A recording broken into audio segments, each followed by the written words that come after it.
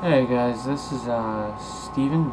I've posted on Facebook quite a few times, and probably seen me on other hockey forums under the tag of Bolt-32. Um, I'm a diehard Lightning fan, as you can see by the hat. Actually got that from a Rink of Dreams, but yeah, definitely a diehard Lightning fan. I've been since I was 6 years old. I uh, I follow the same philosophy as pretty much of what Eisman has been advocating. Um, Eisman advocates a patience mode as far as with dealing with the team and like how to assemble it. He wants to assemble it with the cautionary of the future. The future is always in mind. He wants to establish a long-term dynasty and not just a one hit wonder per se. And so I just kind of wanted to give you like an in-depth thought of the patience the patience mode that would be required to build a team that Eisman is talking about. I know some people obviously are going to have different opinions than me, and that's fine. I'm not really trying to debate which one's the better one. Like as far as oh my God, we need to go out and just get ourselves a number one goaltender and a top flight defenseman to carry our defense, to really push us. Like I'm not going to bash that argument here. I just wanted to kind of explain what Eisman wants to do and like what's a realistic option that he can actually go about and actually do it. For those of you that want to comment, please go ahead and comment down below what you think. You might think, hey, look, hey, Steven, you're full of shit. Go ahead and tell me that. Honestly, I really don't care. I'm just here to go ahead and try to give you more like a patience philosophy of what might actually happen in the near future with Tampa Lightning. If, as you know, last year we went on a pretty deep run. We ended up facing the Boston Bruins in a 7-game series, and it was the closest series in NHL history. I don't know if many people know that, but it was the closest in NHL history in over 100 years. It was the closest playoff series ever to play. That's how close we were to winning the cup, and it's kind of shocking that we're at this point that we are here now. A lot of things have happened since then. One of the things that really pushed us in the playoffs was a lot of people like to bash him, but he's just a young kid and he's going to get better and better. But Hedman really stepped up his game, became a legit number one, even just during that month and a half, 2 month span that during the playoffs he really became that legit defenseman for us. And it wasn't a permanent thing. It was more of a glimpse of the future of like what Hedman was going to become. I mean, I was kind of hoping, keeping my fingers crossed. Hey, look, he finally did it. He's finally hitting that point that where we know, where we knew what he could become. He's finally doing it. But in all reality, it was just a glimpse of what the future was. Hedman hits a hot streak, and he simplified his game, and he played the game the way he knows how to play.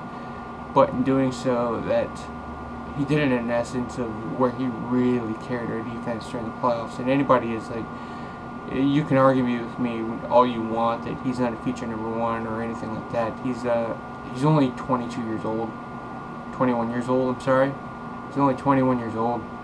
I mean, defensemen don't even hit their prime until they're about 30. Most of them don't even make the NHL until they're about 24.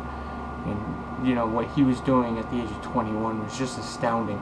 And I remember one play in particular, I think it was against Washington, or maybe it was against Boston. He single-handedly killed like a 2-minute 5-on-3 penalty kill. Single-handedly.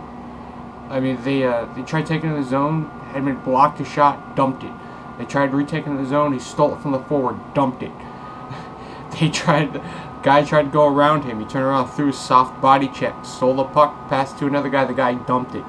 It's completely killed it by himself. Pretty much, practically no help whatsoever. And that's the future of Victor Hedman. He's going to be a guy that we can build our defense around, but right now, even with somebody like me that's preaching patience and probably one of Hedman's biggest supporters, sorry to tell you folks, he's not there yet. He still has a lot of growing to do. He has a lot of maturing to do. He had a rough patch in the beginning of the year, and I think it really harmed his confidence. But he's starting to slowly get it back, as you can see the last 3 games. We don't know if it's a hot streak or if it's just him coming to his own. I'm going to go ahead and assume that he's just hitting a hot streak again. I'm kind of keep my fingers crossed. I'm like, come on, Hedman, break out. We know you got it. But I'm not going to. I wouldn't expect it. Don't ever expect it until it happens. Defenseman's probably one of the most patient positions that you can get into. Don't rush these guys at all. That's the worst thing you can do. I think when we got him, we automatically deemed him as a savior of our defense. We put the weight of the world on this 18-year-old kid's shoulders. The weight of the city, I'm sorry, on this 18-year-old kid's shoulders, and he's 18 years old. You know, he's bound to fuck up. When I was 18 years old, I was stupid. I mean, come on. Let's give this kid a break. I think like recently, one of the best things that's happened to him was Boucher. Boucher kind of, when we eased him in, when we got him back from the injury, he dropped him down to the second pair and started letting him get a second pair of minutes, not really first pairing minutes. You look at the transformation that he's had just from that. Now he's taking the puck up, he's rushing it, he's making great defensive plays. He's starting to play like a #1 defenseman, just even for the short period of time. But we really need some help back there in defense, whether that's internally or externally. We need to get some help back there. Somebody that can carry the load for him, just so we can get our feet underneath. Another problem that we have is goaltending, and Dwayne Rollison during last year, he did great. Oh my God.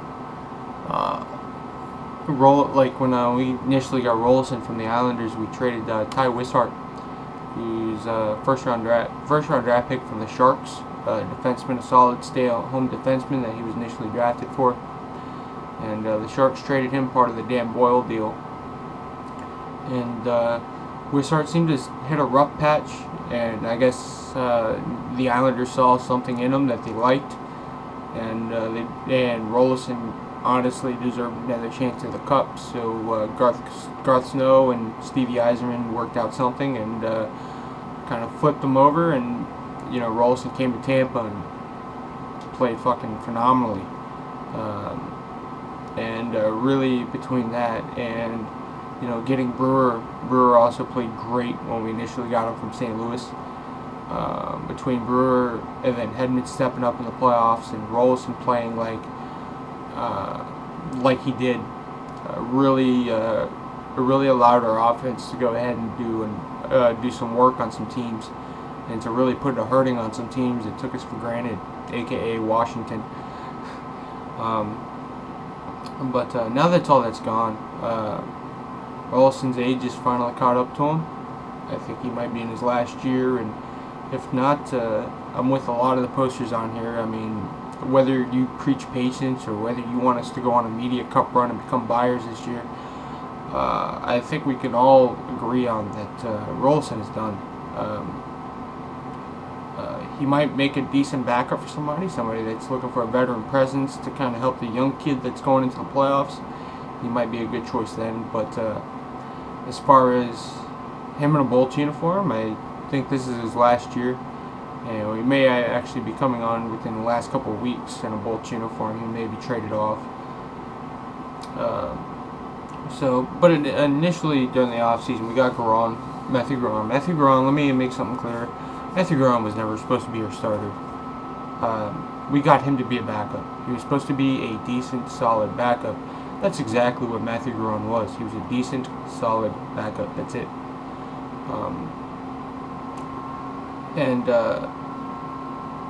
Next thing you know, Rollison hits a Burleson's age finally catches up to him, and Matthew Garon's thrust into that starting role. And guess what? Some games he'll play decently. He'll play good enough for our guys to be able to come out with a win. In other games, I'm just sitting there like, oh my god, like just totally face palming myself looking at it. Some of the goals are really weak. I can't really blame Garon though. I think he did everything he can. He's not exactly the most talented goalie in the league. He's doing everything that he's capable of doing. He's trying to take the job and running with it. It's just he can only do so much, especially when you have backup skill. You can only do so much with what you were given in nature or by nature. I mean, that's it. Between that and our lack of defense, I mean, the kid didn't really have, he didn't really have much of a chance, to be honest with you. So I can't really blame him too much. I think when Yzerman is going to look at it now, I think we have a problem with passengers on our team. Whether it's Ryan Shannon, Pyatt, I think he's done okay. I think we could do a lot better than Pyatt. We got Adam Hall. I'm not going to blame Adam Hall. I think he was a borderline NHL player to begin with. I thought he gave a solid play last year, and this year now it's just not working for him. So those are just some of the few guys, and we have Marc-Andre Bergeron from defense. Guy was brought in to be a power play specialist. It's a booming of a slap shot back on the point. He's horribly defensively though. Oh my God, he's horrible defensively. Same thing with Matt Gilroy. Matt Gilroy was brought in. He was brought in to be able to be a puck mover for us, to go ahead and be able to move the puck up the ice, create some offensive chances, set up our big guns of St. Louis, Stamkos, Lecavalier, and Purcell. And and his defensive game just is non-existent. I mean, he just doesn't have it. Like, he's showing offensive flashes here and there, but I mean, nothing really to redeem the mistakes that he's making back there in defense. You take Hedman struggling early on. The two other guys that were designed to bring offense, they're just not doing it whatsoever. That's absolutely horrible. Yzerman was in a position where, should he buy? Should he sell? Like, what should he do? He made a very smart, calculated move. I know a lot of people were bashing him on it, of Blair Jones for Mikkelsen. And Mikkelsen did exactly, Mikkelsen was stuck in a Calgary system where he was stuck in their minor league club. Calgary is very content with their defense, a very aging defense, a veteran defense, but they're very content with it. Mikkelsen was a 24-year-old kid he was knocking on the NHL door, and they weren't really going to give him a chance. And but they were looking for a bottom six talent, somebody that can come in there and grind out some games for him as a center, and that's what we had in Blair Jones. And when Wyman was called up, Wyman busted his ass. He really did. He hustled his ass off. I mean, he's not very talented, but I'll give him his due.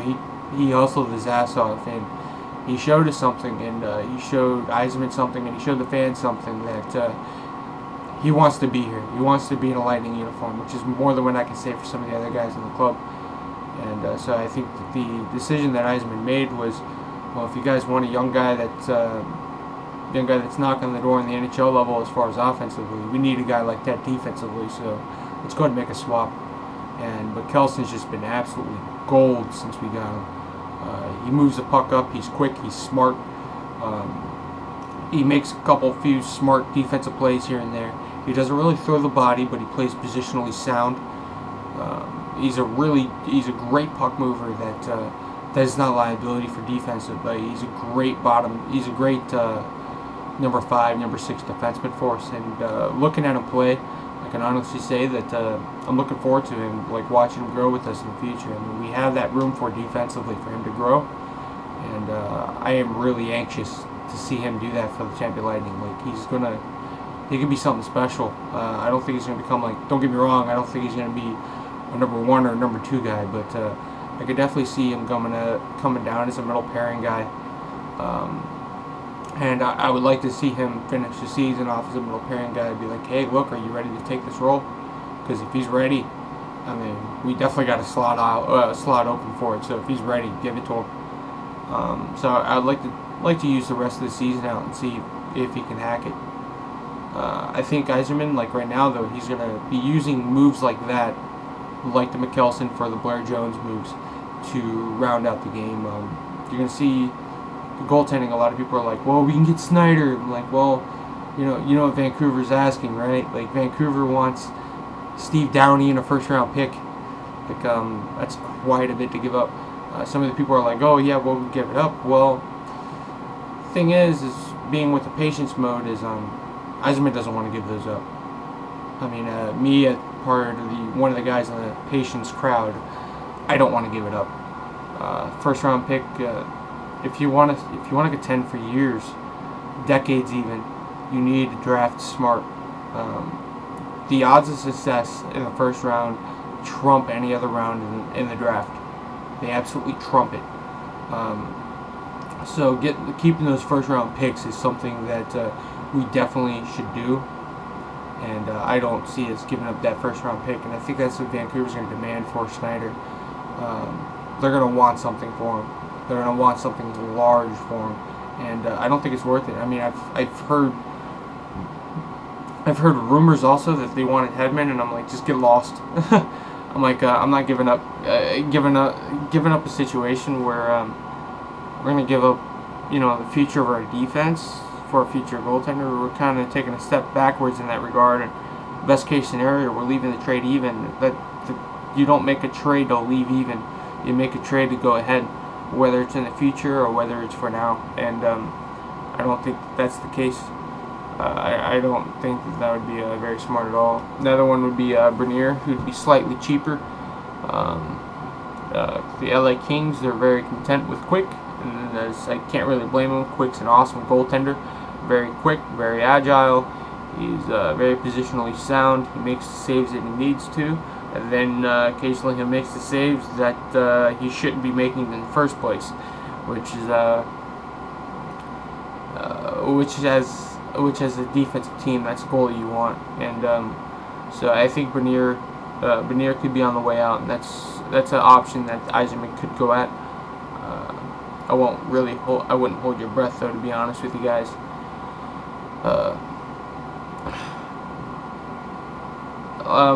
Pretty much Bernier, the cost for him would be about the same, almost the same as Snyder, a little bit cheaper. Maybe instead of Downey in a first, they might want a first and a prospect, a first and an offensive prospect. Maybe Ryan Shannon in a first, which I have no problem giving up Ryan Shannon, but you don't give up first round draft picks. Not in a rebuilding stage, which I think right now, like, we're in the middle between a buyer and a seller. But if I guess it's going to come down to the day of the wire, whether or not that's something Yzerman's going to want. I think there's a small possibility we can go out to Bernier. Unfortunately, I don't see Snyder in a Bolts jersey. I'm sorry, guys. I know a lot of you guys really want him. I just don't see it. They want too much. It wouldn't be a meticulous, calculated move that Yzerman's been praised for ever since he got here. He's been praised for as a very calculating person. It wouldn't be a very calculated move. The odds are not worth the risk at that point. One of the things I can see us do as far as goaltending is we can go after Ben Bishop from St. Louis. Let me see, I got the stats right here, pulling it up. Ben Bishop, in last year, he played 7 games with the Blues. He had 3 wins, 4 losses, a .899 save percentage, which isn't really anything to write home about. It's better than Rolison, about the same as Garon, so it's nothing to be like, oh my god, we need to get him now. But this year, he went to training camp this year, and he was fighting for a spot with Elliott, the all-star goaltender from St. Louis, and Yaroslav Halak, one of the guys I would like to see us go after, but that would definitely be more of a buying mode. So I guess it's kind of contradictory for me to say that. But yeah, he went up against those 2 guys, and he actually, from everything that came out of the St. Louis Blues camp, he actually beat him out. He actually beat out Elliott and Halak, and something happened where they had to send him down, but it was due nothing to his fault. It was just the way the organization was structured for St. Louis that they had to force to send him down. He's in a situation right now where he's going to need 15 NHL games played for him to not be an unrestricted free agent at the end of the year. So this is a guy that Yzerman can go after for like a 7th, 6th round pick. The really intriguing thing is in the AHL, he's one of the save percentage leaders in the AHL right now with a .928. This guy is ready for the show. He is ready. I think he would be an improvement over Garon. He would definitely be an improvement over Rolison. And this guy can be had for very, very, very cheaply. This is in the middle of a buying and selling mode. So, like, I honestly could see Ben Bishop in a Lightning uniform. Also, the next thing is next season, if we wanted to go out with the patience mode, is if we don't get a goalie settled this offseason, this trading deadline, then you could very well see one during the offseason of Ricky Hellenis. He was a first-round draft pick in 2006. The kid, he went to the AHL a few years ago when he didn't do so hot. And he has to go back to Europe to develop. And the Admiral fans were really happy with that. They weren't exactly too high on him either. So, but the thing is he went to Europe and he got his head back on straight. He started playing hockey, he started getting confidence in himself, and he really just got his career back on the right track. He's in the Finnish Elite League, which is considered an even tougher league than the AHL. Anybody that tells you differently doesn't know what they're talking about. And he has a .93, I think I want to say a .932. Alright, Kogutis. There you go, Ricky Hellenis. Yeah, I'm sorry, a .939 save percentage in 25 games right now in the Finnish Elite League. He has 6 shutouts in 25 games. This kid we're definitely going to want to bring over. He's not going to solve our number one issue. Not immediately, don't get me wrong. He's not going to come in next year and be lights out. It's very unlikely that will happen, don't get me wrong. If it does, I'll be more than happy to eat crow. But it's not going to happen. But he'd be an incredibly good, solid backup and somebody that we can groom for the future. And I think that's something that we're going to see Yzerman try to do. Also is establishing our defense. We have a couple good pieces going over. We have Victor Hedman. Hopefully he continues to play like he is and doesn't slump back down. If he does that, then we're a world's better for it. We have McKelson that we got from Calgary, as I've already mentioned before. We also have Radko Gudas, very, very tough son of a bitch. the guy is a caveman on ice skates, and I love him for it. He's not afraid to put somebody on their ass. A very prototypical stay-at-home defenseman. Just absolutely rock somebody. If he catches somebody and the head's down, if he catches somebody coming in our slot and a wide open, the guy's going to get a good look at the St. Pete Times Forum ceiling, if you get what I'm saying. He's not afraid to throw down. He'll fight with anybody in the league. Big, tough kid. Just absolutely, he's just a rock back there. Very solid defensively, and honestly, I wouldn't mind seeing him. He might come here next season or the season after next, but he's very close to cracking the NHL roster. A kid that we're going to see next year is a kid that definitely top 4 potential, and Mark Barbio, very, very offensive defenseman. I'm trying to. There's not really a player I can think of off the top of my head that he reminds me of. But very good puck mover. Has a pretty decent shot from the point. Not a world beater, but a pretty decent one. But it's just a hell of a puck mover. And he's starting to finally get his defensive game under control down in the AHL. And I'm pretty positive that there's a spot for him on the Lightning, his to lose, come next season. We have quite a few kids. I'm not going to touch upon it because I know I'm speaking a lot right now, kind of just rambling on. But we have a lot of kids in the AHL right now that are really pounding on the NHL door. Yzerman, one of the very few things he can do is go after Ryan Suter, the defenseman that would take care of our number 1 position right away. That would slot Hedman down in the second period immediately.